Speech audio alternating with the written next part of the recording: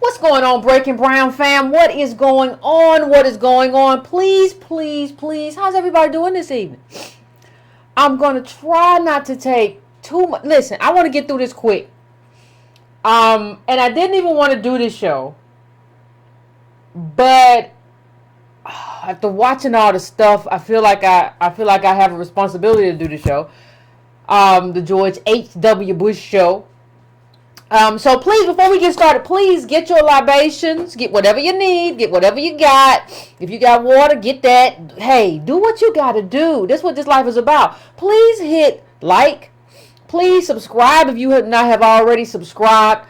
If you subscribe to the newsletter, please add editor@breakingbrown.com to your contacts, please, so that you receive it. If you don't see it, please search for editor@breakingbrown.com in your promotions folder or your spam folder. That's likely where it's hiding out at, because all those links just create that kerfuffle. It's quite the kerfuffle.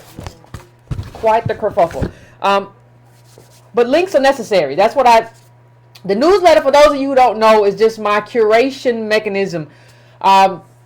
And I put it in the summary of the YouTube videos, as well as my Twitter and all that stuff, so that you can sign up if you want to sign up. It's $2 a month. I curate news, which I think is important for our political foundation. For those of you who do not know, we are going to read the Denmark Vesey a book as part of our book club on what I believe is the 27th, the last Thursday. Yeah, that's the 27th. Of December. We will be having our first book club meetup, and that's also on my Instagram. So if you're like, what book did she say? I can't remember. I put it up on Instagram this morning so that you'll know that. So make sure we getting all of this stuff out of the way. Please, like I said, please like. You can go to patreon.com /ycarnell to donate. Please do all of that good stuff if you are so inclined. If you want to help me out and you have not already given me your email address, please go to subscribetobrown.com and add your email address to my list. I don't use it very often. I do not spam anybody, but I like to have it because I have some plans for what I'm going to do with it. So let's get started, ladies and gentlemen. Now, as most of you know, we have been sort of, and I don't want to say it this way, but sort of inundated George H.W. Bush, he's the last of the respectability elite. He's the last of the sort of elite class that we've been accustomed to, who has passed away. Oh my God, did you see on CNN? Hillary Clinton didn't really even look at him, and people didn't shake Trump's hand, and so Trump is so different from these other people. Oh my God, they're so different, and oh, can we go back to Bush? We see what we're missing is, you see, this was a good man. He was a statesman. He was a statesman. That's who he was, and he knew how to be a good father, and he was a good husband, and he loved Barbara before she passed away. Isn't that wonderful? And what I want to say, ladies and gentlemen, is that it's not wonderful for us. And I've said this before on this show, but I want to keep trying to drive it home, and I'm going to try to drive it home in a way that matters. It's not wonderful. If it's not wonderful for us and our group, then it is not wonderful. It is not wonderful. How do we benefit from him being a good husband and a good father? See, when I talk to you about how we should analyze things and people and politicians, the only way you can look at Papa Bush is through the lens of politics. It is not your job. Please internalize this for me. It is not your job. It is not my job. It is not the job of American DOS in this country to try to analyze this man from who he was as a father, a husband, a son. That is not our job. Our job is to analyze him from a perspective of policy in terms of how his policies during his one term impacted us as a group. That's our only job. And we have no obligation to this sort of ruling class, is what I would call it ruling class respectability politics. Where even if you didn't benefit from the elite who was in power, your job is to sort of, yes, he was so much better than Trump. And I will argue that he is not so much better than Trump. I will argue that Trump is an exaggerated version of Papa Bush, George H.W. Bush. That's what I argue. So let's get down to brass tacks, shall we? That's what we say around here. Let me get down to brass tacks. And the one thing I will say in terms of how we get down to it, one of the things I want to say is, listen, you are allowed, please understand this, you are allowed to criticize whoever you want to criticize, even if they dead. You know, there is no moratorium where you cannot criticize the dead. People who, like that in and of itself is a non-revolutionary act. That is an establishment, mainstream kind of mode of behavior where they get you to say, well, you can't criticize him. He dead now. Well, I can criticize him real good now. He dead. He can't fight back. So I can criticize you real good now in terms of your policies. So what I first want to do is kind of put that out there and say, fam, that we don't have a moral debt to anybody. We don't owe anybody anything. Now, when you understand that, it sort of frees you up in terms of what you feel like you can do, what you feel like you can say. And so what I want to say, first of all, is to give some context to Papa Bush's life, right? He had a dad who was a GOP senator. He had a granddaddy who was a baron of industry, if you will, doing business with the Rockefellers and all of them. He was born into a dynasty of wealth. He went to private school. What did he go to Andover Academy or something? And then he went to Yale, Skull and Bones, those fraternities that set you up for greatness and all that kind of stuff. Stuff we've never lived in his life. That's what he lived. So when you lived to like 90s and that, you had a good life. You had a really good life. Probably more than you deserve, but that's not a meritocracy. So we can't really even assess that. But you had a really wonderful life. So I don't even know what you get to complain about. And when people tell me, well, Yvette, you know, he flew bomber planes in the war. Did you know he did that? Listen, if life and America had given me as much as America given him, like I fly planes too. To protect my way of life, I fly whatever you needed me to fly for me, my kids, and everybody else. If life had given me that, don't compare my context and what he did to what we did. Let's stay in a lane where we understand where we all are in America, and what America gifted him from being born into a dynasty versus what it gifted us and what he did for or against us while he was in office. Can we do that, please? Okay, very good. So when we understand who he is and what he risks, don't forget the CIA, and we don't even know what happened there. We don't know. When we talk about him and crack cocaine and the CIA's sketchy history and that, there's a lot that we don't know. And that's got to be a rule that we have going forward. Understand everything you know as well as everything that you don't know. And everything that's kind of missing from the conversation. You got to understand both of them things. So when we talk about that, I want you to understand who he was. But also a good way to understand that is in who he hired. So when you look at one of the architects of his campaign in terms of his opposition to Dukakis and that election, you see he hired Lee Atwater. Lee Atwater, whether you know it or not, had an infamous interview, and I'm going to put it on there. It's just he's considered like the architects of the Southern strategy. And here's what he said in that interview. And the only reason when we talk about black media, the only reason we really know about this was because there was a black reporter. I can't remember whether he was at the New York Times. What was his name? Herbert, or the I think it was at the New York Times though. Who kept bringing this up? See, we don't have that now. We have like News One saying, "Is you big mad or is you little mad?" But that was when you have real journalists who were not in pocket with any party, who were just doing their thing. So I want you to, when we talk about Atwater, that's one of the architects on George H.W. Bush's campaign against Dukakis. Put yourself there, but consider this early interview with Atwater where he talks about his strategy and how American DOS, are going to be used within that strategy and how they were used. He says you start out in 1954 by saying nigga, nigga, nigga. By 1968, you can't say nigga. That hurts you, backfires. So you say stuff like forced busing, states' rights, and all that stuff. And you're getting so abstract. Now you're talking about cutting taxes.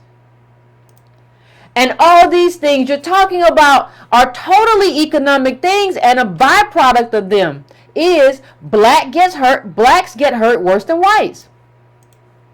We want to cut this, right?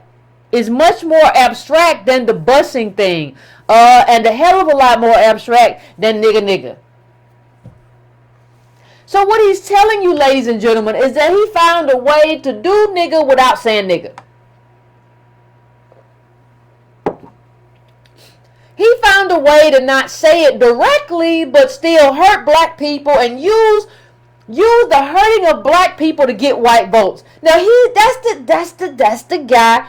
He is the one.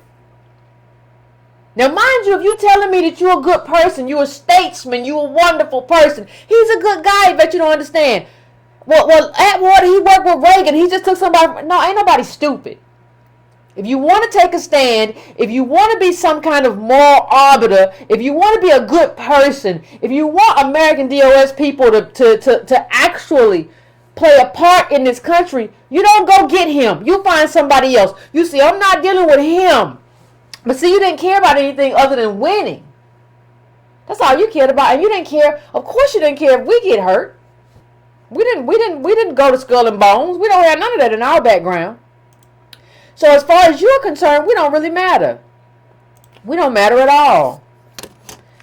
And so when you look at and understand who else was on his campaign, Roger Ailes was on his campaign.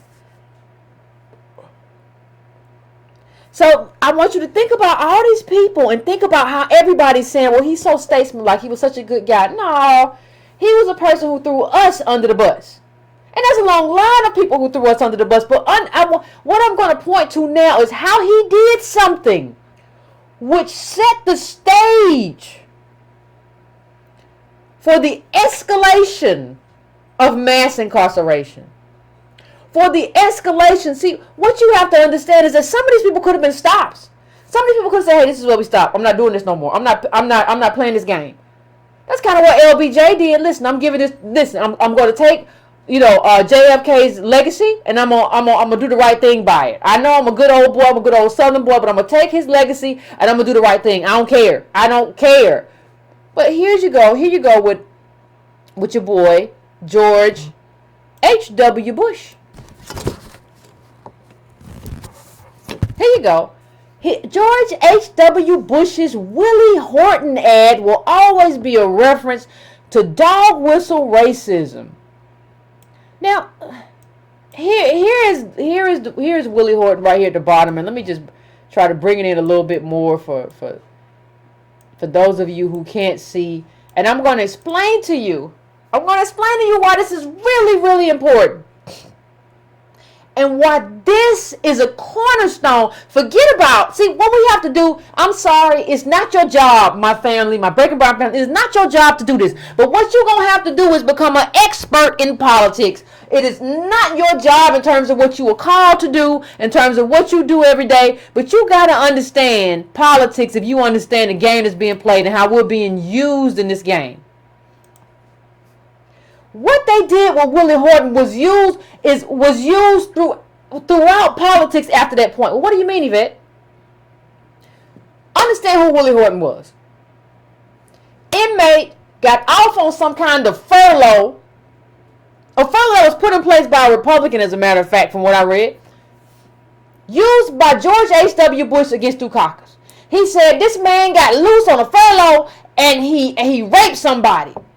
The ad too showed a revolving door of prisoners going in and out. What does that mean? Well, what that means is that, and what happened is that this was racialized politics. Making, again, you people keep saying, we want black people to be American, to be American. No, you otherized all of us. And you said, listen, I'm going to protect you from the Negroes.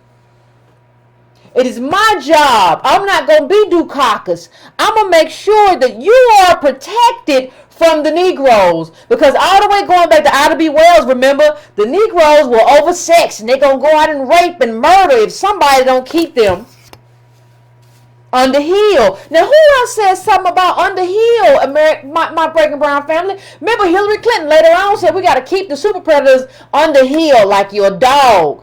Now, all of that stuff, all of that under heel stuff that professor used, it was debunked later on. It was garbage. It was racist, propagandist garbage.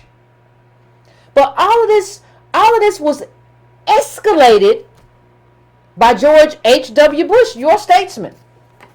Right? All of it was escalated by him and the choices that he made to use this guy. Now, he used Atwater. Now, we talked about who Atwater was.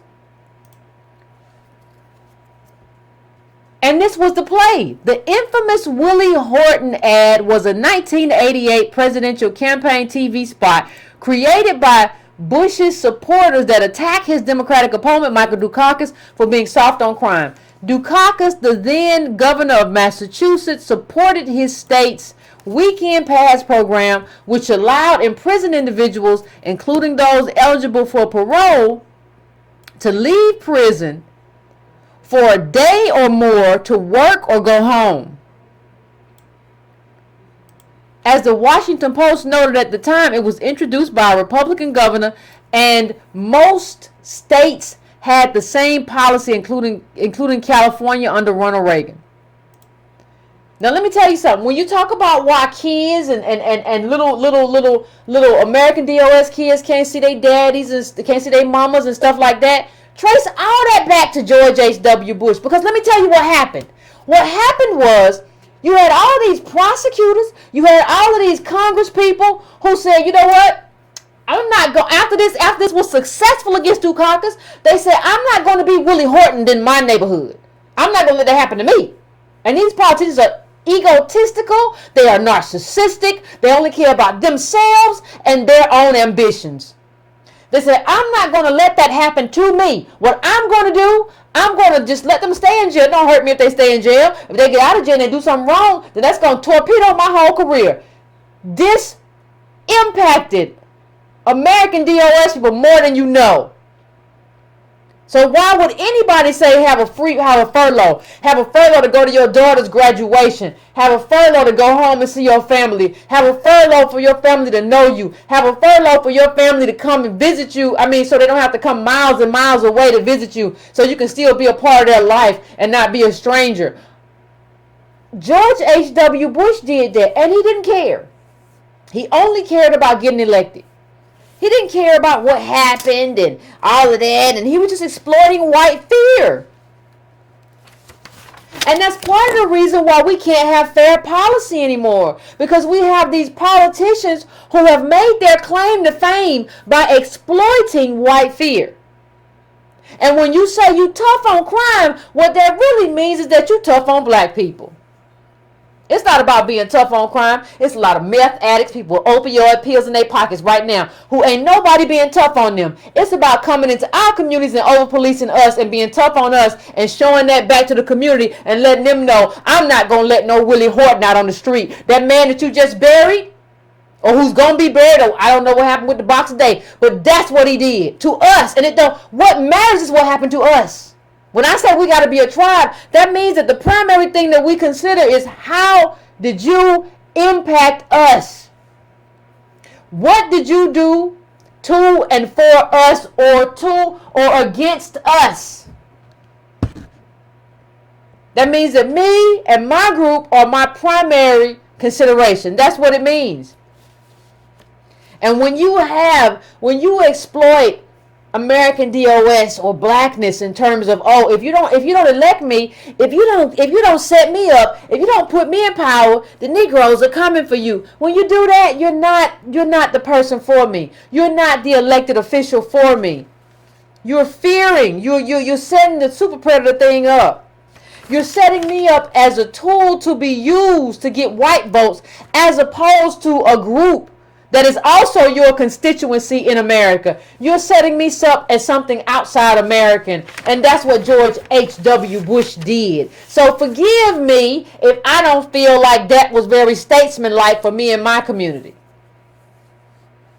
Forgive me if I ain't crying. Forgive me if I'm not. You had a very good life. Like, people don't ever talk about that when they talk about somebody passed away. We don't ever talk about, but yeah, they had a real good life. Like, they were born into good. They didn't build up nothing. You didn't build up no life for yourself. You plopped right into something. Then you became worse than your daddy, who did some good stuff on voting rights, who did some good stuff on integration. You became worse than him. You didn't even understand who you were, George H.W. Bush. You weren't even a man with your stuff. You didn't even stand on solid ground with your manhood. You were always waffling back and forth for how you want to do it and what you wanted to do. Who's supposed to listen? You know what you're going to go down in history as like this waffling, weak person. And it don't matter to me that you flew a bomber plane. I don't care. It's still who you are, who you were. Well, who you were. May you rest in peace. Now, another thing that kind of bothers me, I keep hearing people say, well, he was still, Yvette, can't you just admit that he was better than Trump? No, Trump learned all of his tricks from this kind of Willie Horton thing and just exaggerated it. Like, what do you mean? Like, this is the same thing. He just exaggerated it. You got to look at what they said. Look at what Atwater said. He said, by the time we're finished, they're going to wonder whether Willie Horton is his running mate, is Dukakis' running mate. They intended to tie you to this man. They intended to tie you to like the rape of women by black men, and you out here with them, and you ought to be ashamed of yourself. That's what happened. You don't get to walk away from that at me. Say that you're a statesman, and he was so nice to his babies. Yeah, everybody nice to their own children. That's a reflection of you. That's an expression of who you are. Everybody nice to their own kids.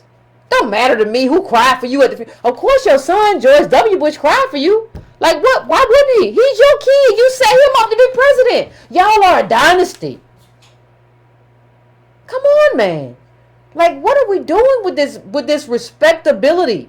It's still respectability politics.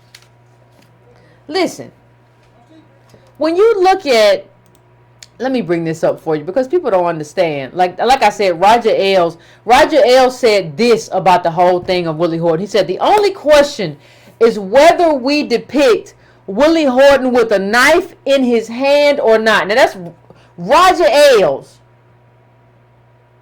How do you look at somebody who had Roger Ailes on their campaign team and say to yourself, no, he wasn't that bad.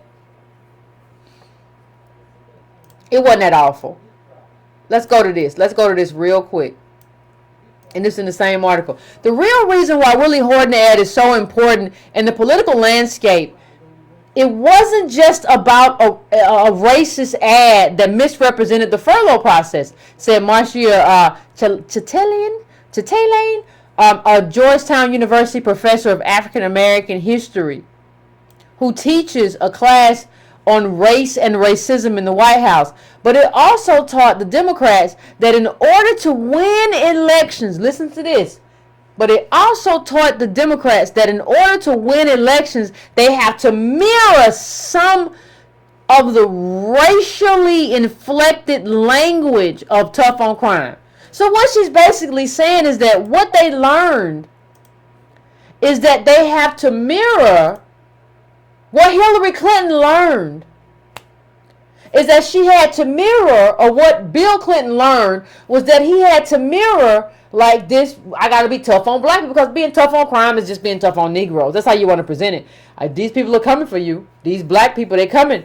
And I'm going to protect you if you let me. You know, I don't think people understand that. I don't think people understand what that means and everything that comes with that. Now, one of the things we also have to cover is, you know, George H.W. Bush proposed the Civil Rights Act.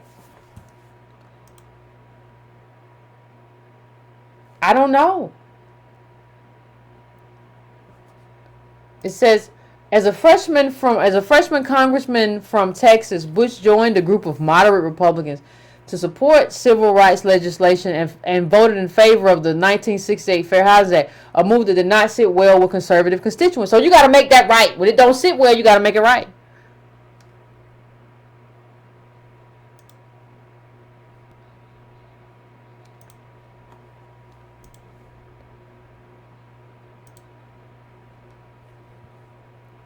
Right? You got to make it right. So what you have with George H.W. Bush is that he didn't support the Civil Rights Act, but then he supported the fair housing, and then he said, I regretted it. Ain't that something? Like, I regretted not making you all like citizens of this country. Like, I regret that. And like our leaders don't even talk about it. And this is what George H.W. Bush said about the Civil Rights Act. He said the new Civil Rights Act was passed to protect 14% of the people. That's us Negroes. I'm also worried about the 86%. So wait a minute. So white people have to fear us because we're getting the rights under the law? And then you come back, but I didn't mean it. I'm sorry. No, you just like understand that this man had no courage. Like in terms of political courage, I don't care about the flying of the planes, but understand in terms of political courage, he put up his hand in like a weather vane. Which way is the wind blowing? Oh, I messed up because the wind was blowing that way, and it really felt to me it was blowing that way. You're going to be forgotten. Like there is no legacy for you. There's no courage. You didn't stand for anything. You gave us Clarence Thomas. You had American DOS people saying, well, we want a black man in that office. And you said, oh, I'll give you a black man. I'll give you a black man who don't believe in anything that you believe in. Who's the most conservative justice on the Supreme Court. I'll give you a black man. Won't be the black man that you want. That was some dirty, low-down stuff, dude. You might as well just giving us somebody white. But you said, I'm going to give you somebody, just not somebody you want. Come on, man. Not somebody who's going to support everything. I'm going to give you a black man, but it's going to be the opposite of Thurgood. That's what I'm going to give you. Like, don't you get the feel when you hear that like they chuckled over scotch? Single malt, baby. Oh, you know, that they thought when I got a black man, I thought I was going to get somebody who's and Clarence is just not that, and they're just going to be screwed.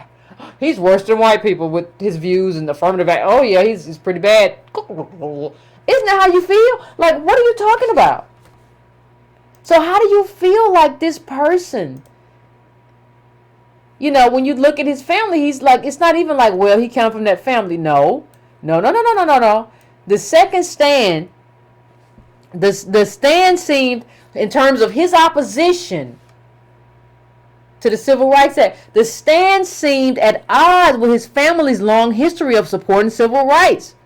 His father, Prescott Bush, you know, you got Prescott is your name. You got to go out. A Connecticut senator, worked to desegregate schools and protect voting rights. And with his own work raising money for the United Negro College Fund. Understand, you worse than your moderate Republican progressive family. You worse than them. That's what that means. You worse than them. And then in 1990, you vetoed a civil rights bill. You vetoed a civil rights bill in 1990. You did that. You did that, HW. Now, what does that mean? Well, Yvette, what do you mean by he vetoed that? Why is that a big deal? I thought, no, all Republicans don't do that. And understand something. I have been very clear in this show in terms of the kind of transformative politics that we need. I'm in favor of quotas all day, every day, all the time, anywhere, anytime in terms of employment. Understand that he vetoed a piece of legislation, and this wasn't normal. It was like only him and like Reagan who done this before. To do this, he did that.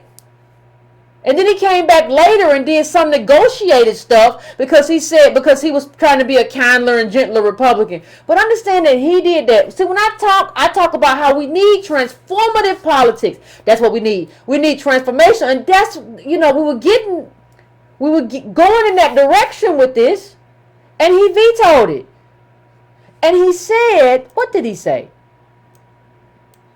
It says, in 1990, Bush vetoed a Civil Rights Act that would have expanded job protections. He and Ronald Reagan were the only presidents to veto a civil rights measure since the start of the civil rights era. Bush said the bill would have introduced the destructive force of quotas into our national employment system. The destructive. Understand how low down dog dirty this is.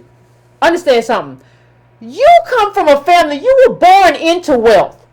You were born into money. You were born into the CIA. You were born into Yale. You were born into private schools. And you're going to tell me about the destructive force of quotas, meaning that businesses have to hire me. You're going to tell me it's destructive to have to put me in a job when you were born into some garbage and you were never man enough, George H.W. Bush, to be born into that family you were born into. You never were that guy. Even I don't care if you flew planes. That's why they called you a wimp on the cover of a magazine, because you were never that man. Okay, but then you want to tell me that I don't get to be assured to have the danger that a quota might occur. I don't even get to have that as an American DOS person who comes from slaves and Reconstruction. You're going to tell me what, hold on, you're going to tell me what I can't have when you got everything that you never deserved.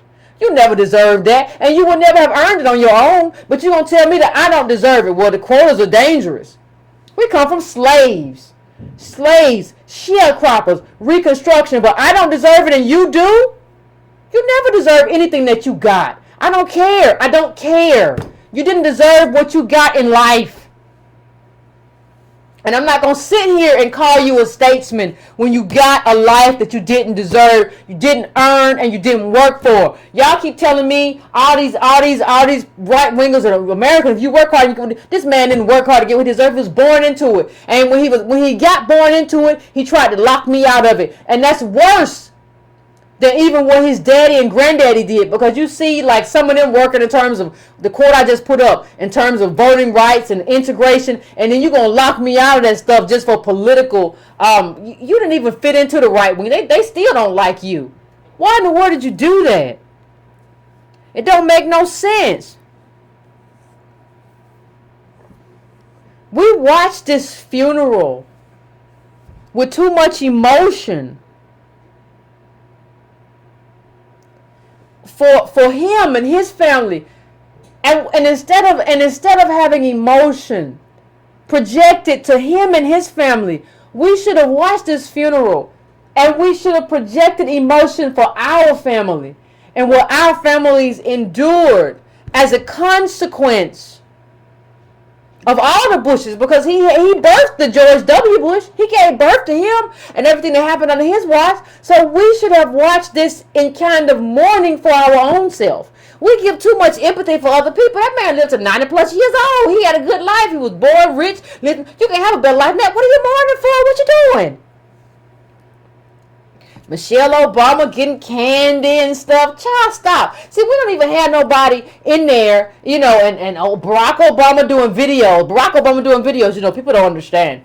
People don't understand what the Cold War could have been worse if he hadn't. Blah, blah. Barack Obama, shut up. You don't even know what half you talking about half the time. Like this whole idea. We don't even have a black president who can kind of speak for us. And I'm not saying go gangbusters, but have some moderate criticism. No, you were never that guy. You were never our guy. And like what we're living is a consequence. So y'all both get to sit there as a brown couple, a first black president and black first lady, and you never represent us in these rooms. You just say the same stuff that white people would say if they was in that room. You never say anything about what he did and how he hurt us, because you hurt us in a lot of the same ways. You never say that. It's awful that you're even there. I'd rather just be all white people so I can understand who they are. We understand who they are, but we don't understand who the Obamas are. Exchanging candies. Well, he gave me a butterscotch. He gave me a butterscotch candy. I gave him a nod. It was so sweet. Child, I don't think we understand what is happening. I don't think we understand like the level at which we've just been duped,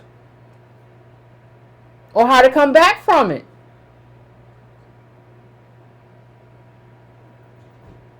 You stood behind Reagan, who was an actor, who eventually was an actor who had Alzheimer's or whatever, and then he was never really, and that's what you did. Did the CIA do that?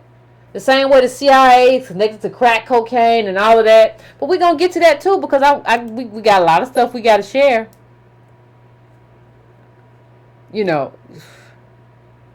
Like we said, the quotas, he couldn't stand by the quotas. Now he can stand by getting all of his stuff for free.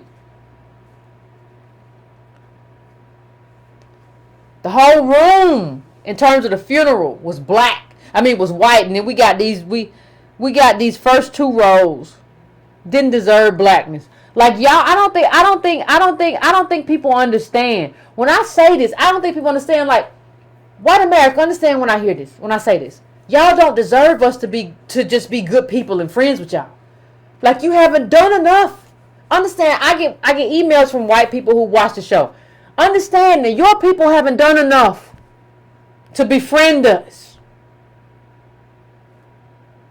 Your people haven't done enough for us to like have a conversation, and we're still on the bottom. You haven't done enough work.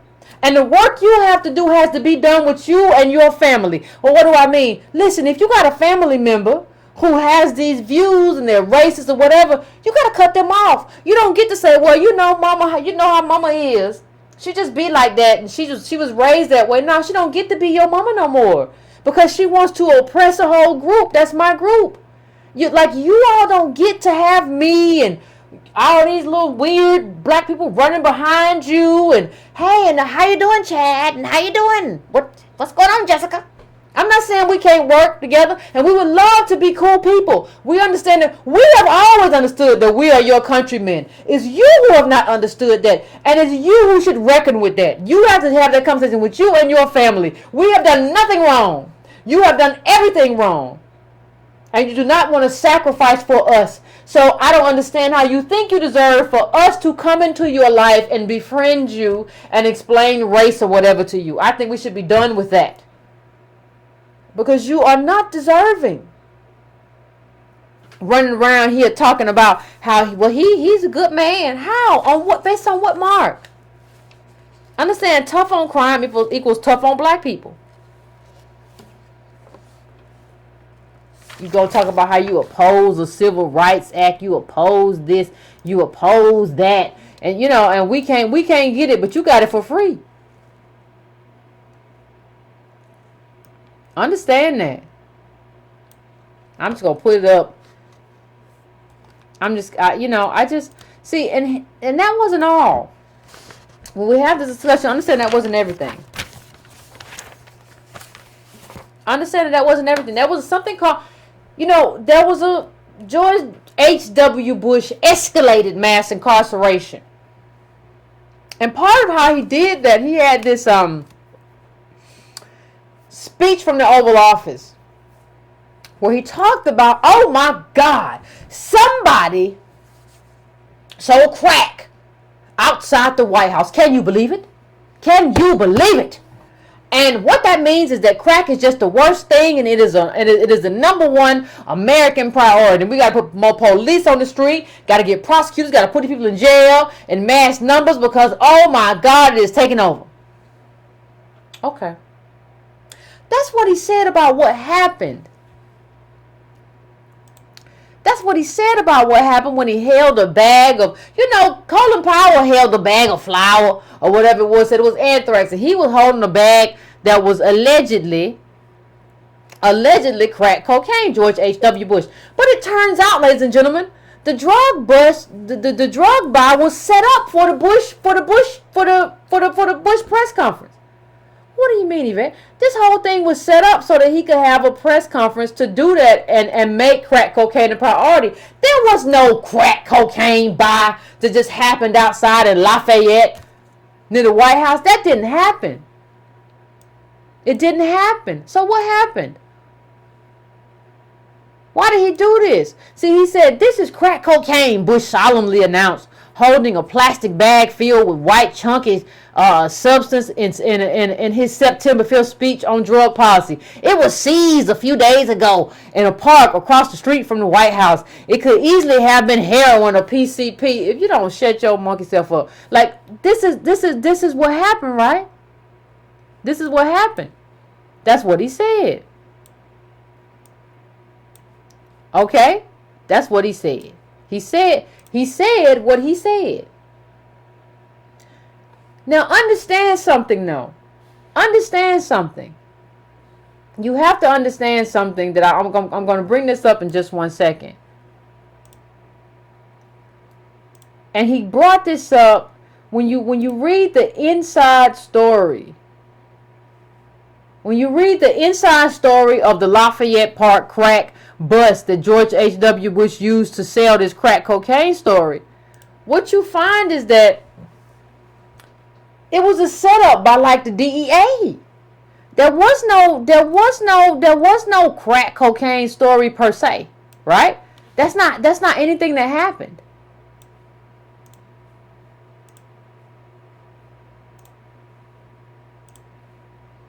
So they got some little youngster to come out and the drug agents.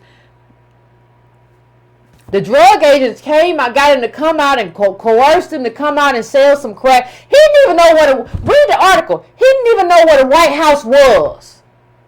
Came out there and got busted selling it just so George H.W. Bush could make a speech making Negroes into super predators. That's it. That's the only reason it happened. No other reason. And it's and when you look at the Bush address, he said, look at what he made crack into. Not the dysfunction, not the dysfunction that creates a necessity for Negroes to have to sell something because they can't eat. They trapped this young man for the sale. No one was selling across the street from the White House like George H.W. Bush said. That was just a lie. And he was a liar for saying it. They invited the seller and got him arrested just so George H.W. Bush could make that speech. And then George H.W. Bush said the greatest threat facing our nation is drugs, in particular crack cocaine. A beat later, he pulled out the crack and solemnly declared, This is crack cocaine, seized a few days ago by drug enforcement agents in a park across the street from the White House. Like it just happened. But here you go. But obtaining the crack was not an easy feat. To match the words crafted by the speechwriters, Drug Enforcement Administration agents lured a suspected District of Columbia drug dealer to Lafayette Park 4 days before the speech so they could make what appears to have been the agency's first undercover crack buy in a park better known for its location across Pennsylvania Avenue from the White House than for illegal drug activity, according to officials familiar with the case. You set up somebody. You set up somebody just so you could make it appear that crack cocaine was a national epidemic. And when it all hit the fan, the only thing you said was, that was the DEA. I didn't do that. Talk about taking responsibility, Mr. Statesman. Let's talk about it. Let's talk about what you did with your fake drugs, with your fake drug sting across the street. And how that I don't think we understand. I put up a few weeks ago when we talk about mass incarceration. It's not just about how it tore apart the black family. It's not just about how it put all these black men in jail. It's not just about any of that. It's about a lot of stuff. What you have to understand too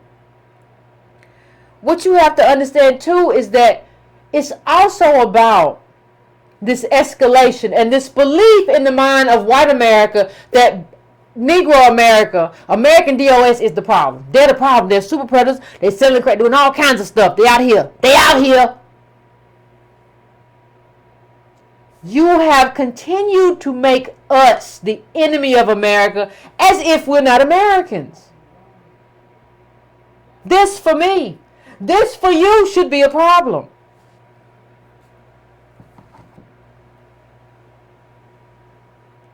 You intentionally, George H.W. Bush, I hope your ghost is listening. You intentionally racialize crack cocaine as a way to pave the way, as a tool to incarcerate a generation of American DOS black men. That's what you did.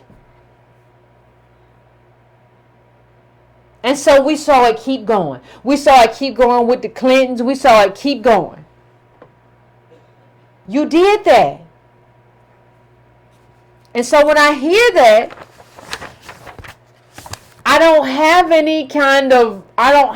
there's no place in my heart for that. Because I've seen what that has done to our community. You made us into monsters. There is no, when you say, well, why don't black people get married? Get married to who? Who do you want our black women to marry in terms of heterosexual nuclear family? Who do you want them to marry? Because you locked up everybody. You made black men into monsters. And you left black women like on their own. And then you want me to feel bad and be like, oh, he was a statesman. Child, no, I'm not doing that. I ain't crazy. I ain't never been that crazy. Because it's not even about the black nuclear heterosexual family. It's not even about that. It's also about, this is about your uncle, your cousin. This is about like all the stuff that goes wrong. Like you need somebody to help you move. And that's normally your uncle. But he got locked up because he sold something. Because he was trying to feed his family. Or whatever. Like it's all the people all the male figures in your life normally help you out. They got locked up. And this man was born into privilege and wealth and a dynasty. And he don't care at all what happened to you and yours. He don't care. I don't care about him then. I just don't see. I don't see what it means.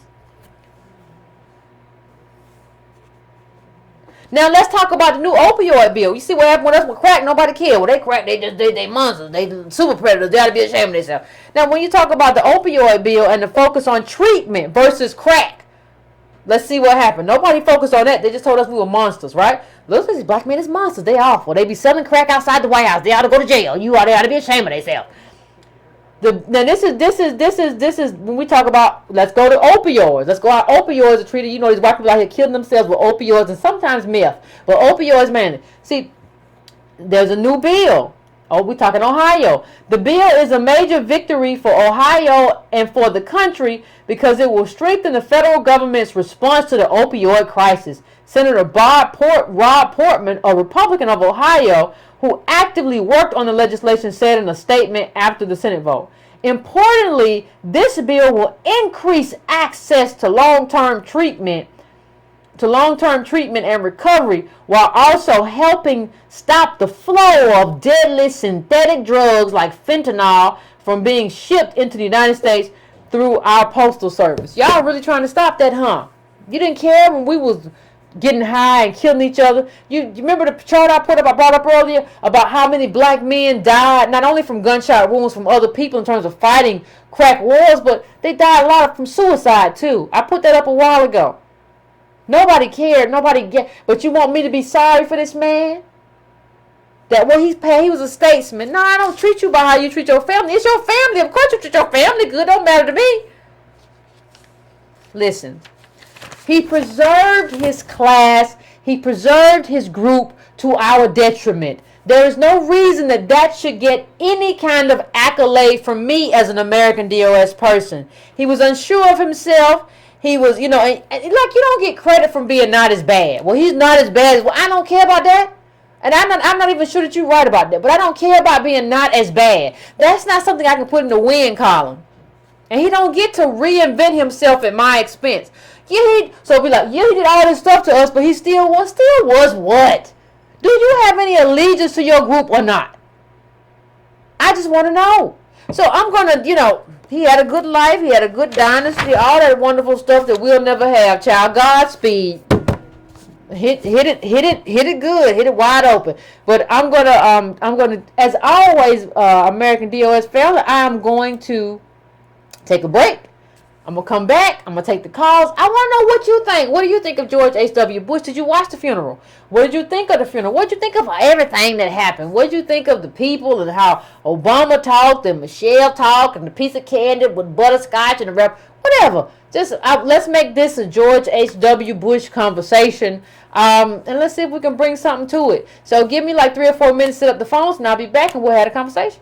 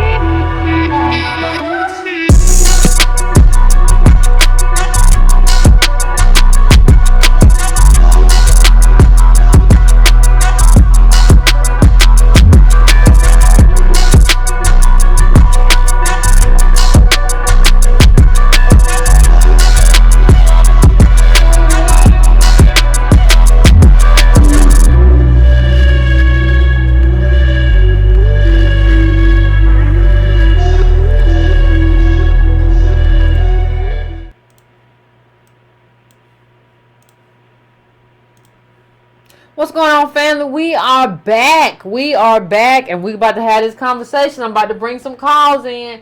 I want to get as many calls as I can without taking it too long, fam. So I'm going to my first call. I am going to 402. What's your name? Where you calling from? What's on your mind? Okay, so I'm in Nebraska. Okay. And I live in Omaha, and George H. Was involved in a situation where it's called a Larry King scandal. I don't know if you know about that. I don't know nothing about that. Okay, well, it was a big situation here where it was a black guy. He was running a credit union, but he was also recruiting like black foster kids, white foster kids, whoever, and they were sending them to the White House. What? Yes, you have to look this up. Like, they try to scrub a lot of this from the internet, but there's documentaries, there's like one book here in Omaha about it, but it's definitely, it was a thing in the 80s. I was a kid. I'm 41. Okay. But I literally lived around the corner from that credit union, and Larry King was a black man. He was a ball guy. They put the pedophile ring that he was involved in on him solely, but they said he was the one that was flying the little boys out to the White House in the 80s. All right, I can't with the little cheering. I can't. I'm gonna look it up though, caller. I'm gonna look it up. I'm gonna check it out as I always do. I appreciate you calling in. If y'all out there, look out what she's saying. 'Cause I don't know nothing about it. I don't know anything about it. I can't help nobody because I don't know anything about it. I'm going to 314. What's your name? Where you calling from? What's on your mind? Hey, Yvette, this is Michael from St. Louis. I love this topic.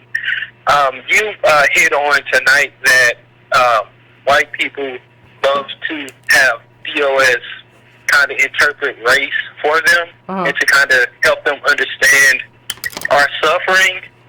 And you also acknowledge that they're a part of that history, of that, of those policies, of those legislations, like George H.W. Bush's father and Reagan with the Three Strikes laws, and how they see this as a natural hierarchy. They don't see us as their countrymen. They have otherized us. And therefore, I am with you. We shouldn't have to explain to them race, because they are upholding race and what it means to be black and white in America. Yeah. So, yeah, and I agree with you on that. So, with that being said, you were talking about the crack era and black women not having black men and black men being in cages. Do you get a lot of, I guess, white people that ask you, what do you mean when you talk about the black experience? No, but I don't. But understand, like, I don't interact with a lot of white people. Like, most of the people who I interact with are American DOS. I don't know people talk about, like, I don't know. So, before I let you go, this is my question for you tonight. Since white people always act oblivious to racial issues and racial matters, even though they're a part of that construct, what is our alternative or our solution? Should we just push through unapologetically? I don't think we have a choice. Agenda? I don't think we have a choice but to push through unapologetically, because we tried. Listen, the thing is, we tried it the other way. Like, when Martin Luther King marched, they marched in suits and nice clothes, and we tried it that way, and like they didn't care. Ooh, you hit it so hard right there. They hit it, but they didn't care. I can say that. You're right. I can say they didn't care at all. There were white people who cared, but they didn't care enough as a group. Like, as a group, they didn't care enough to make us whole. They didn't care enough to do what was necessary. So, like, I mean, I don't understand what the expectation is right now. Like, I saw a commercial the other day with, like, a black woman with a white husband, and they were sitting there, and it was like, they had money and everything was normal. And I'm like, is this the plan?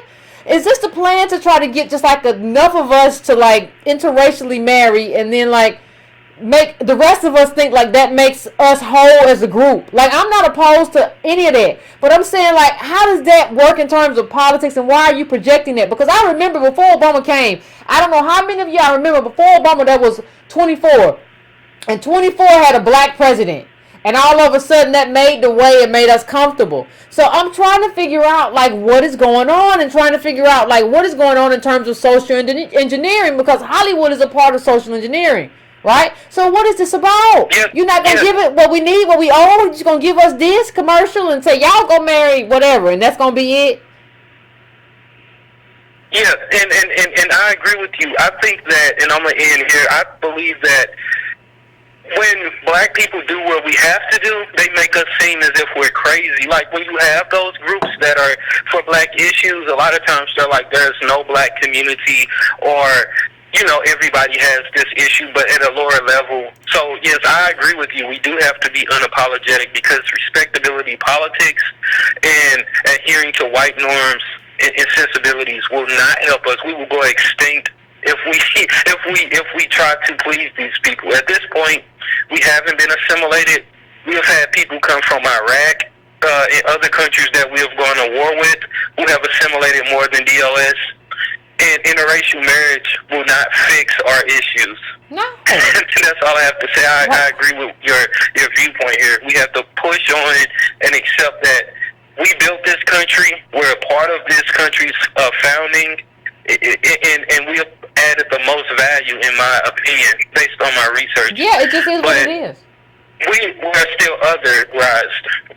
I agree, Colin. I thank you for calling in. Listen, let me just say this.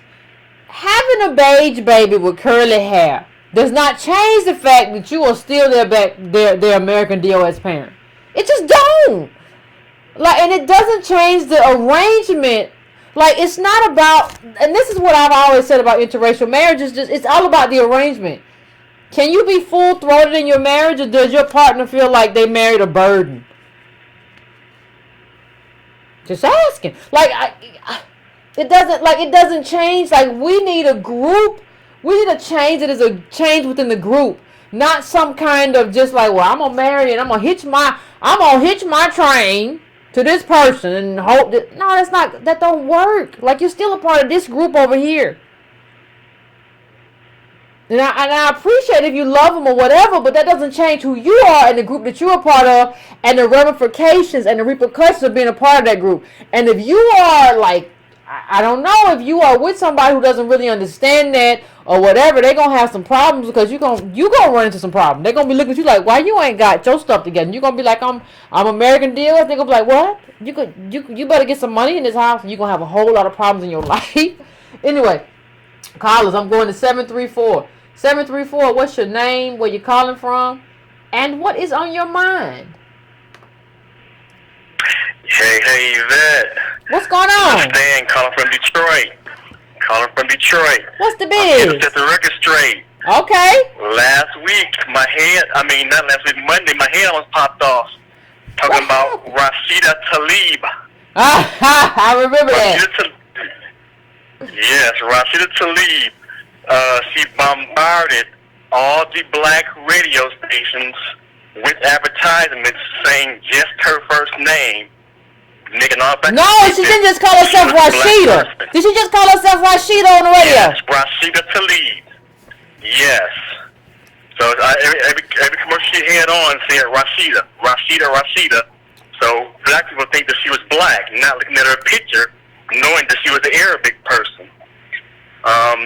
So they ran over Brenda Jones, who was a Detroit city councilman person, and she's been fighting for Detroit for the past 20 years, and they overrode her and voted Rashida in. No. And now you see Rashida's going after her people, trying to get Arabic issues on the table. Oh, how y'all do that? Why y'all? I'm gonna tell you what the problem is. Let me finish your. I'm gonna let you finish your statement. I'm gonna tell y'all what the problem is, though. I'm gonna let you finish, Carl. I'm sorry. Oh no. I'm just saying that people, we just don't pay attention. We don't do our homework. We hear a name and run with it versus actually seeing who like you said, who you see who the person is before y'all put your votes on. Yes, you got to do it, Colin. You got to do it. You don't got no choice. You got to do it. But yeah, you're right, Rashida. I didn't know. I knew. Oh, you're right. You're right, though, Colin. You're right. I appreciate you calling in. I got to talk about this. I'm talking about offline. But let me tell you something. Part of the problem is, and I understand why it happened. I understand that we were otherized in this country, and we tried to name ourselves in other ways to make ourselves feel different. But we got, like, everybody gonna be mad. But name yourself Mary or something. Like your kids, I'm just saying, like, because what happens is you'll have a black man named Malika Dakashipa, whatever. And we won't know who he is. We won't know that he's American DOS because his name is something else. Like, there has to be a way for us to define ourselves and know when we look at that name, oh, that's a Negro. That's an American DOS, and they from Memphis, or they from Jackson, or they from Atlanta, or they from Detroit. There's got to be a way. Y'all be out here naming yourselves South African names and Ugandan names and Arabic names, and then we don't know who nobody is. We don't know who's us and who ain't us. And so it's easy to infiltrate us and take advantage of us because we don't know. We got to get it together. I don't care if we make up our own names, but they got to be our names. They can't be just using everybody else's stuff and because we feel lost. We so lost, we just pick up everybody's names. Well, I named myself after Shaka Zulu. If you don't stop. Anyway, I'm going to 718. What's your name? Where you calling from? What's on your mind? Good afternoon, Yvette. How you doing? My name is Ed. I'm calling from Jamaica, Queens. Hello? I'm pretty good. How you doing? I'm good. I'd like to bring it back to what your initial topic was. This farce of an homage to this Papa Bush. I mean, do people forget Willie Horton? Do people forget the crack cocaine epidemic that was started by this man when he was vice president and continued through his presidency? Do you remember the drug dealer that was set up and allegedly dealing drugs in the White House Park when he was lured there by the cohorts of this man? This man is a monster. His family are monsters. He was involved. It's believed he was involved in the assassination of Kennedy. It's also believed he was involved in the attempted assassination of Reagan. I mean, the Gulf War. I was in the service during the Gulf War, and I remember the alleged Kuwaiti girl, the 15-year-old girl that was in front of the UN that talked about the incubator babies and how that was a lie. So how can you sit up there and honestly call this man a patriot, call this man a hero? He was a monster, and he should have been brought up on war crimes. And he isn't any better than what we have in the White House right now. It's just that they put a different type of spin on it, and it's all a propaganda and it's all BS. This guy was a monster from Willie Horton on down the line. He was a monster, and his heritage created the path so we can have this other jerk off in the White House right now. Yeah, wasn't that the template? Wasn't that the game plan? Didn't he provide the game plan? Come on, man. Exactly. Americans in general, and especially Americans of African descent, don't look at the history. They don't remember what went down. This guy was the director of the CIA, and I'm old enough to remember that was a bone of contention as far as the president, as far as anyone being elected office, the president being the head of the CIA, and all of the underhandedness that his family was involved in, and still is. I mean, it's ridiculous to even shed a tear for this guy. He did more against black people in this country than the one that's in there is doing now. And it's just a shame. I couldn't even look at the funeral because it made me sick. Thank you, Carla. I appreciate you, but you were honest. You was honest. And I understand it. I totally understand it. I don't know who don't understand it. Like, yeah, I really don't know. What kind of area are y'all calling me from? I don't even know what this is. Anyway, well, let me go to a different one since I'm confused. So let me go to, I am going to 757. What's your name? Where you calling from? What's on your mind? What's up, Yvette? What's going on, my man? What's going on? How you What's doing? up? Are you here? I'm here. I'm pretty good. All right, good. This young man that just finished talking out of Queens, Jamaica, he hit a lot of that. But you talk about Bush. You know, he got a long family history. His father, Prescott Bush, he goes all the way back to working with the Nazis. There's a book. Russ Baker, Bush Family Secrets. If you get that book, you get a whole history of Prescott Bush, how his son was groomed with the CIA, why they're connected to finance along with helping Hitler during the war. Should have been brought up on war crimes for aiding the enemy. But here's another one for you. You remember when he went into Panama? Yeah. 89 Bush? Yeah, he's the one that unleashed the U.S. military on Noriega. And interestingly enough, nobody's really been able to make the connections, but you also know he was involved in doing the money that ended up being the Iran-Contra deal. So he supposedly went into Panama to get control of the Panama Canal because Noriega was supposed to be a drug trafficker, but also it came about that Noriega was working both sides of the fence with the Sandinistas and Cuba. So Bush got a whole lot of deaths on him. And here's the interesting thing. Margaret Kimberly out of Black Agenda Report wrote a good article on this. They told you that we only lost 23 U.S. military troops in there, and there's only like 150 of the PDF that was their army for Noriega. But what they didn't tell you is they chose to invade in a black neighborhood, and somewhere between 250 and 500 mostly black Panamanians were the ones that were the death that the U.S. troops ran over. So now, along with that, the man already told you the other stuff he's involved with, from being in Dallas and couldn't remember where he was. He's the only man in government that didn't know where he was when Kennedy got shot. Everybody else had a place they were. Bush is the only one that didn't know. The other thing is, early on when he was a senator in Texas, Texas used to be Democratic. He was a Republican. He was actually against the Civil Rights Bill. He didn't switch over until it became politically savvy for him to do it so he could move on with his political career. Now, I'm going to say it to you again. Our black people are always running from blackness. They want to be American. What they don't understand is we're already American by lineage. Yeah. We are more American than the white folks that got here. True. Most of the white folks that have come here came to Ellis Island. You know where most of us came through. True. So the people that keep on talking about we were indigenous or whatever, I don't know if that's true. I'm not going to argue with you. What I do know is, at 65 years old, I lived through the end of Jim Crow.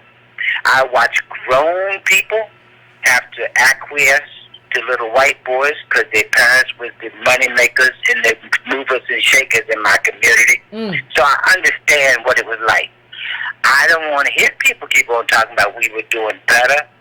Families were better.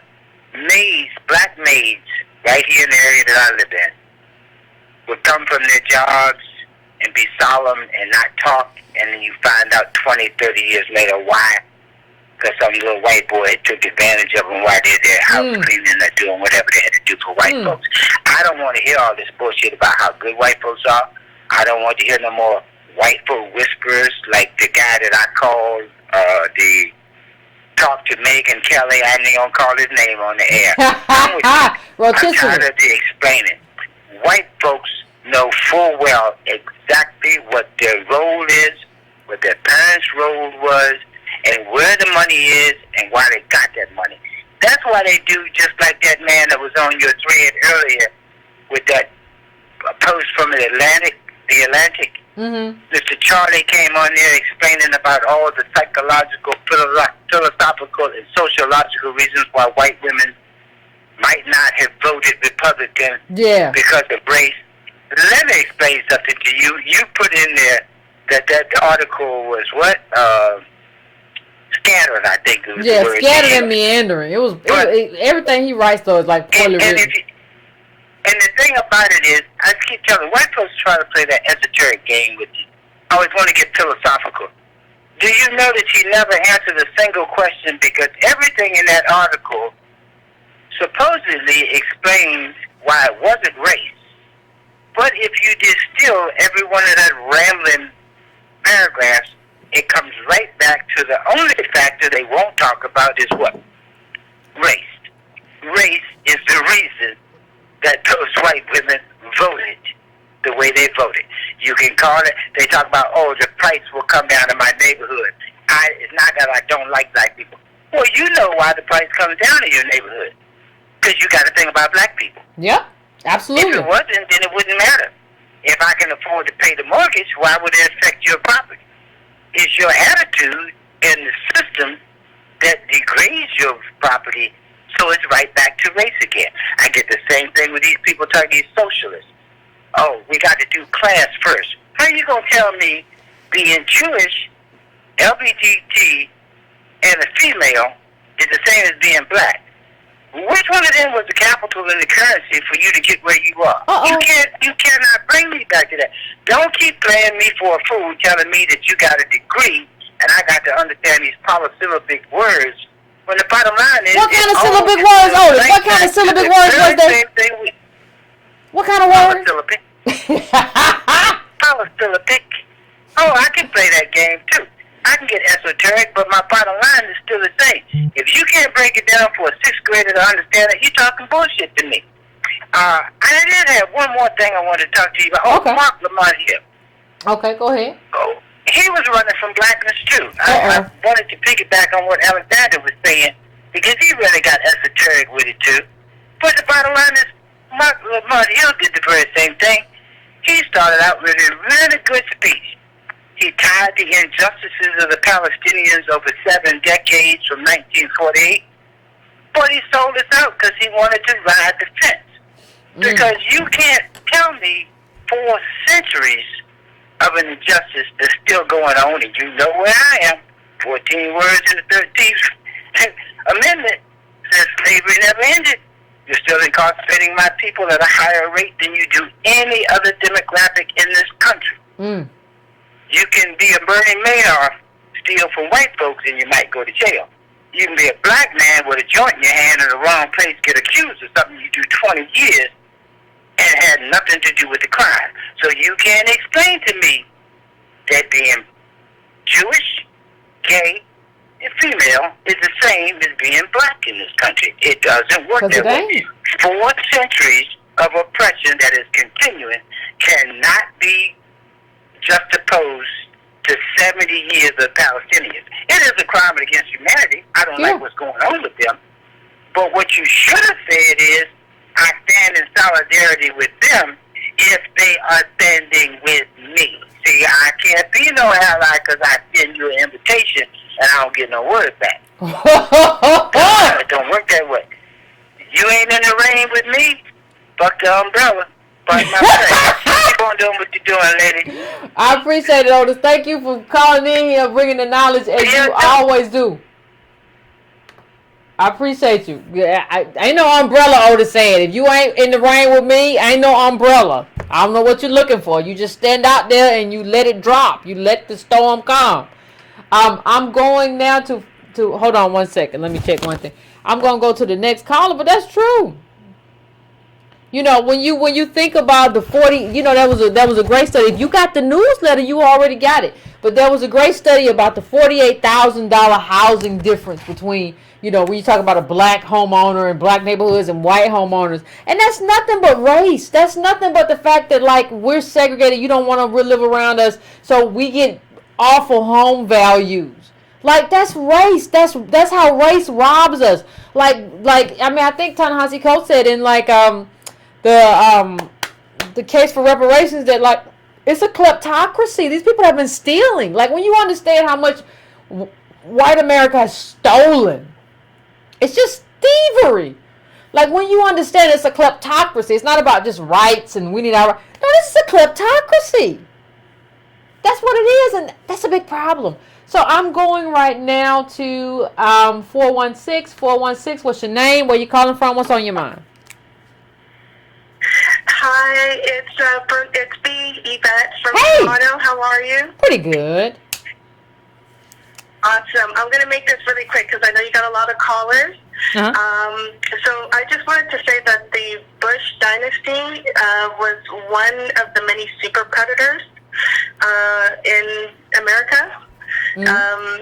Going back to Prescott Bush, I know that your former callers have mentioned this, but this is the way I've worded Prescott Bush, is that basically he was a Nazi KKK worshiper in civil rights clothing, allegedly, and that basically he used civil rights for damage control because of the fact that it was his money that helped bring Hitler to rise to power in Germany. And his wasn't the only one. Now, when we're going down to his son now, George H.W. Bush, what did he do? He didn't need civil rights as a cover anymore, so he discarded it. He helped out one of the biggest drug kingpins to own his own television show with no prison time, Oliver North, allegedly. Remember for the Iran-Contra that the former callers have also mentioned before. And also keep in mind, too, that he was very close friends with J. Edgar Hoover, who was paramount in the assassination of Martin Luther King, as well as Malcolm X, at least in creating the situation for that, as well as causing the catastrophe within the Black Panthers with the CIA infiltrations there, and also being responsible for the bombing of the MOVE organization in the mid-'80s, I believe. So, and mind you, Bush was the only ex-president to be able to still receive CIA briefings. Then we go down the line to George W. Bush and Jeb Bush, who went on to pulling the electric chair switch by proxy in their own states. So, I mean, if you want to look at the family's core values of the Bushes, you got to look at the patterns. The patterns is racism, drugs, death, greed. I mean, basically with George H.W. Bush, the reason why he lived to age 94 was because he was busy stealing the lives of American DOS that he's destroyed and incarcerated. So, also to go to the other situation, the Nebraska caller, she was talking about the child sex rings. You can find that under the video. It's called Conspiracy of Silence. That's a YouTube video that talks about the Nebraska situation with Larry King and how he was able to get child prostitution into the White House. And then the last thing that I wanted to mention is that, keep in mind, we are in a system of white supremacy. The Black community, and American DOS are not the, are not the experts in racism. I mean, when you just take a look at this metaphor, who's most ignorant, the murderer or the victim of the murder? Most likely it's the victim of the murder, because if they weren't ignorant, they would have been able to stop their own murder. Well, guess where we're at? We're the victims of the murder. White people know what they were doing. They've always known. They have no intention of stopping.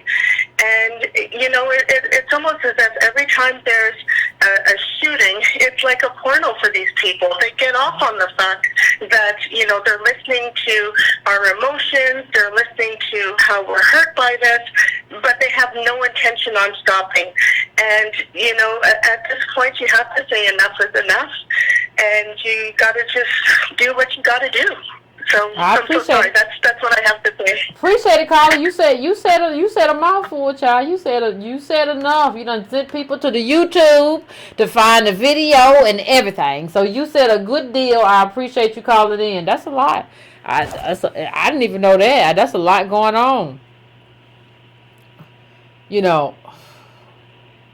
I don't even know.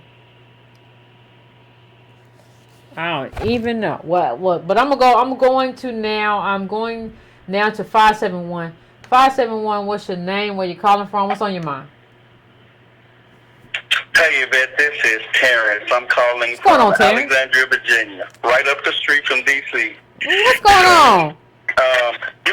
You touched on base with something people, they say stuff that people often don't know. Well, let me tell you what I actually have seen around the D.C. region. So one of my aunts is a school teacher. She lives in Texas. She's part of the NEA, the National Education Association. I've dealt with teachers from, she's formerly from Wichita, Kansas.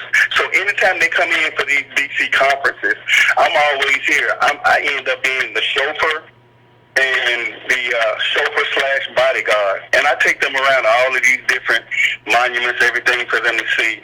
So what I'm actually saying is, downtown, I've taken them to the White House, Frederick Douglass House, just basically everywhere. Mm-hmm. And downtown, around Lafayette Park, we're talking about at least 150 Secret Service, 50 Park Police, 30 Capitol Police, 50 DC police officers on those little scooter motorcycles. Mm-hmm. And each one of them are no more than feet apart from each other.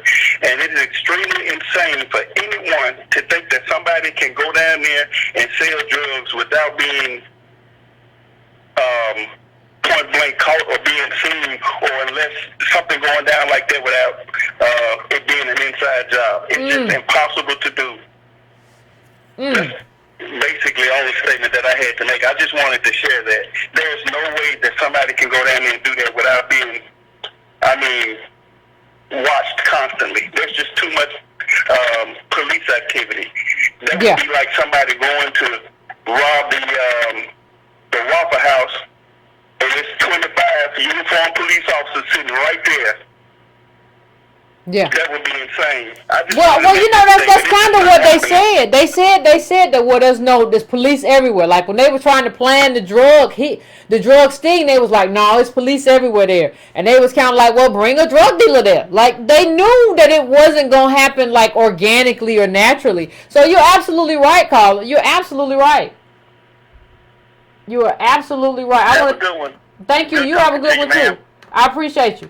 Yeah, that's what happened. I'm going now to 770. 770. What's your name? What's on your mind? What's going on? Where you from? Hello? Hey, Yvette. Hey, what's going on? Yeah. Oh, awesome, man. I finally got on. How you doing? I'm doing pretty good. I know, man. That's awesome. Okay, well, look, I just wanted to say, I just got locked up for 6 months, but I've been trying to catch up on your videos. Okay. Since I got out. I got out Friday. Oh, congratulations. Say, I've been when I got locked up though, I was watching your videos like almost a year now at this point. So I'm sorry, I'm listening to your video. No, cut the video off. Cut the video off in the background so you can think. Cut the video. I want to say thank you, because when I was locked up, you know, a lot of things that you were teaching me and that you were saying on the videos. Oh, okay. Cut that off. Cut that off. Yeah, my bad. No problem. I got it off. Yeah. All right. So I just want to tell you the time of me being in jail. I came in contact with the racists.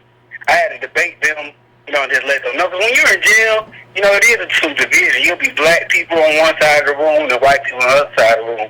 But then I just remember what you kept telling me, because this one white guy was telling me some stuff like, oh, well, it's no reason why y'all black people shouldn't keep saying, you know, cops are racist or this is racist. You're in here because you're individual choices.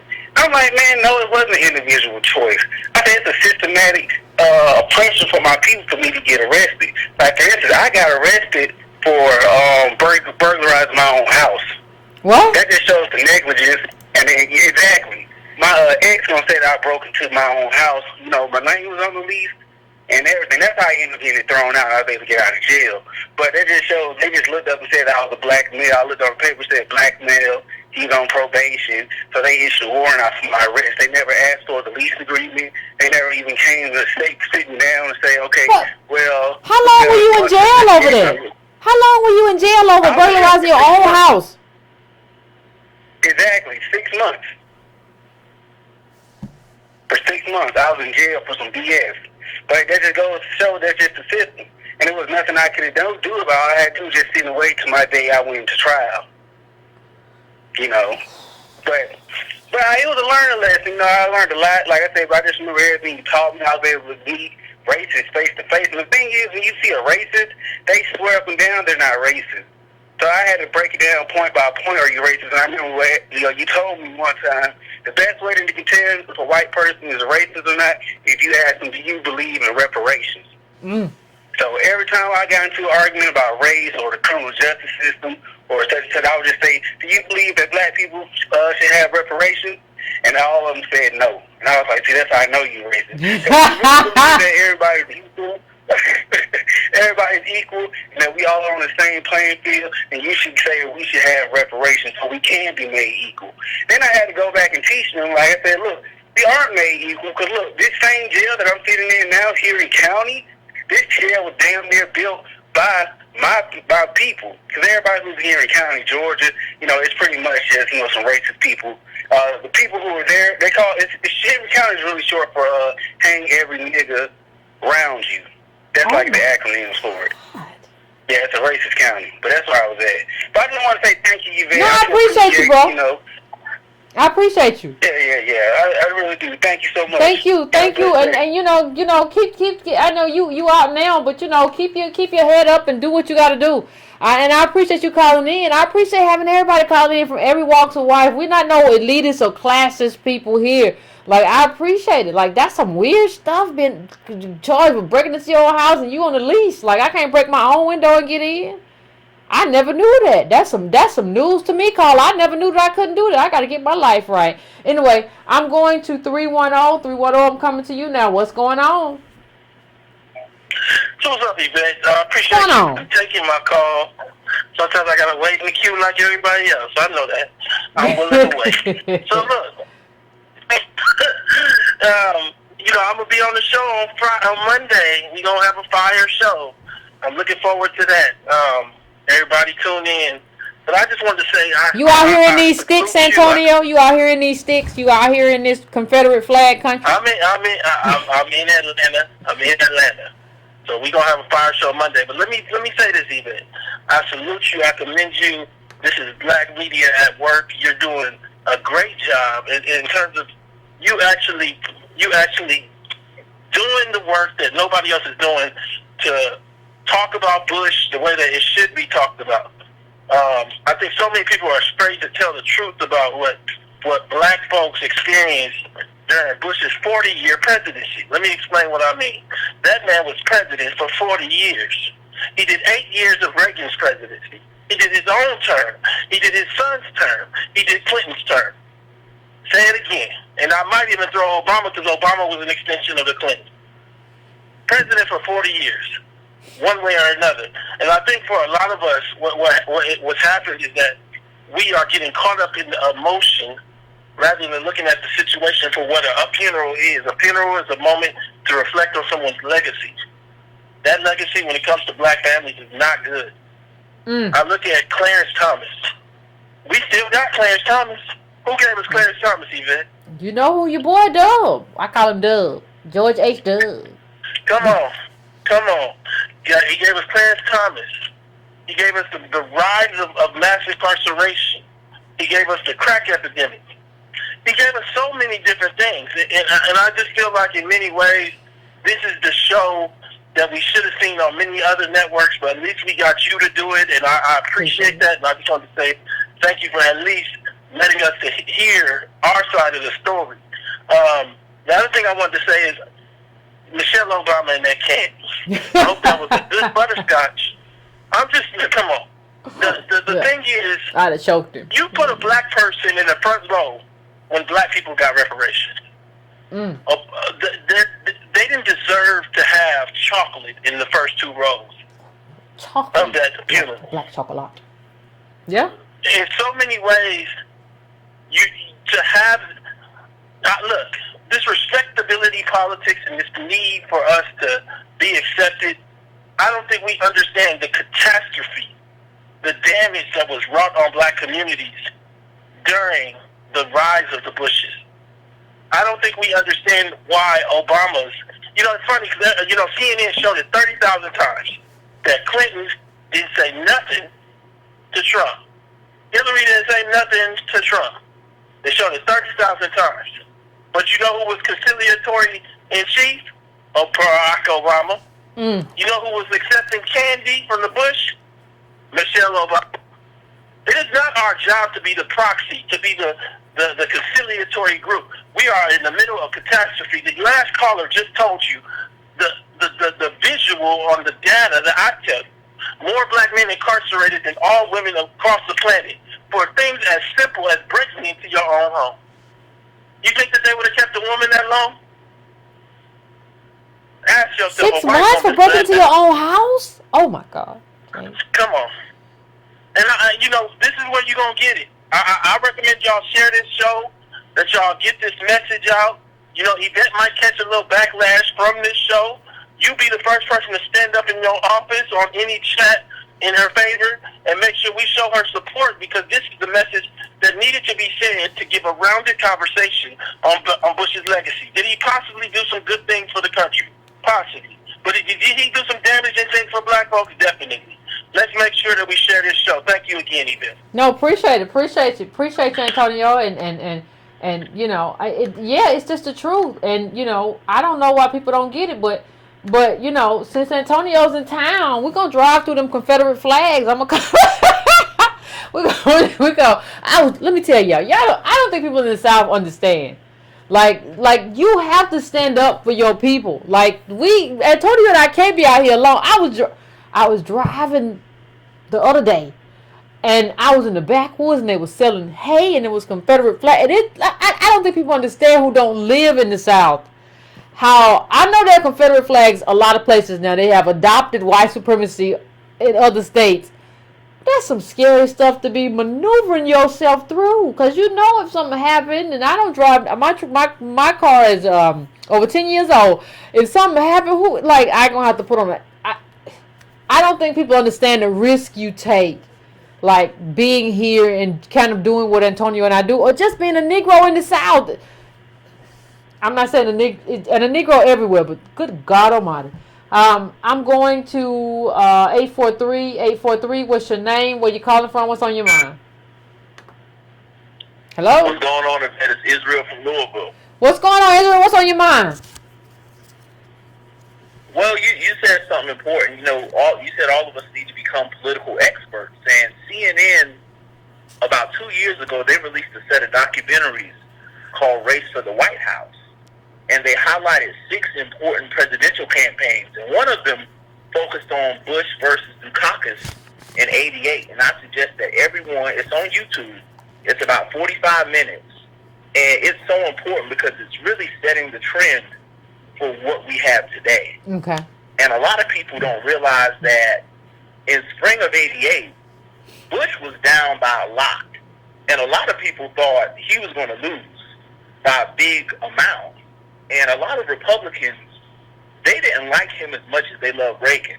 He was essentially the opposite. Yeah. From a personality standpoint that Reagan was. Yeah. And time was running out for the Republicans to gain ground.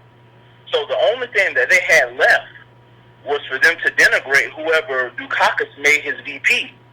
So Atwater, along with Roger Ailes, basically said, hey, we got to make Willie Horton his vice president. That's the only way we can win. So along with the TV ad, they passed out flyers.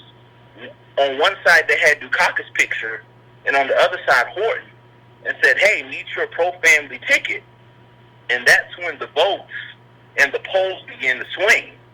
Now, a lot of people also don't realize that Al Gore, during the primary, tried to use it. Yep. He was the first one.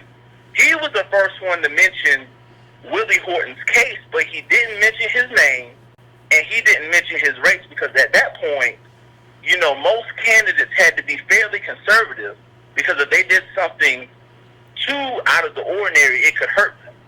But it never came up again because Al Gore dropped out pretty early. And, Tone already said it. That one ad is the primary reason we have who we have today in Trump.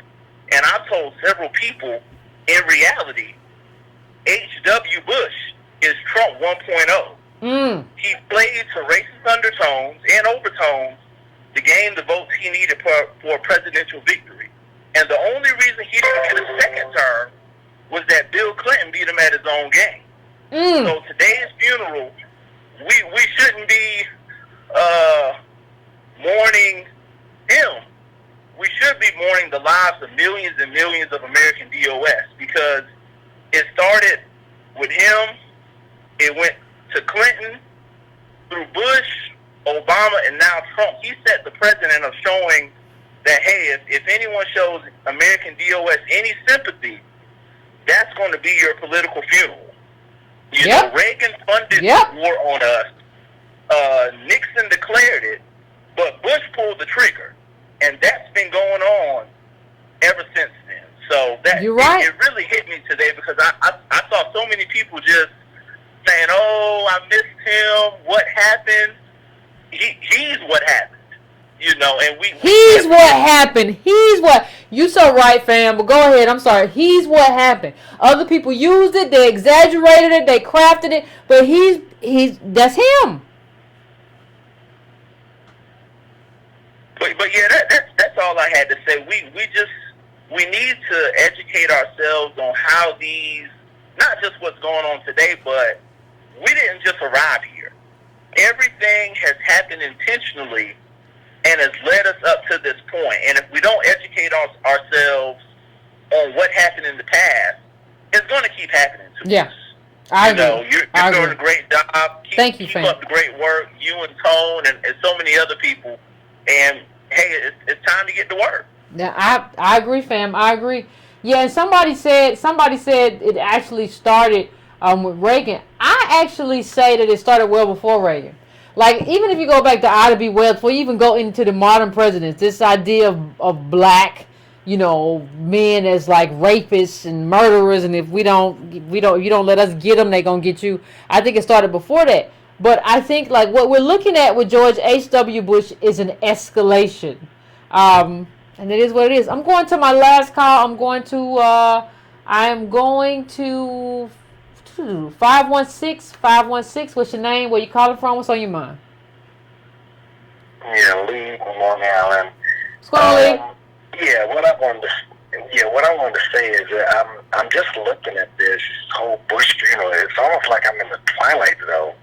And it's black people. It's like we should have a different view of Bush than other people. You know. Yeah. So, and it's interesting that Tone just got on the phone, because I just caught his the documentary Free Cracking System on Netflix. Yeah. And at the end of that documentary, it talked about one of Freeway's business partners was talking about his daughter, who almost died because he and his baby mother were cooking crack while his daughter was in the room.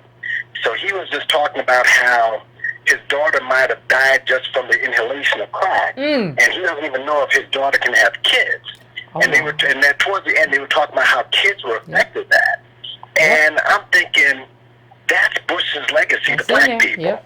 Okay? If you know nothing about politics, he was the head of the CIA during the crack epidemic. But the main thing that I learned from this is, Trump is probably looking at this, and he's probably feeling himself in that 20 years ago, or back in the 90s, we thought Bush was just as racist as we think Trump is now. 20 years from now, when Trump passes, or whenever he does, you're going to see us reacting to Trump the same way that we're reacting to Bush right now. In other words, we're going to find a way to lionize him, just like you see now, like Yolanda Adams putting up a post that said that Bush was daddy.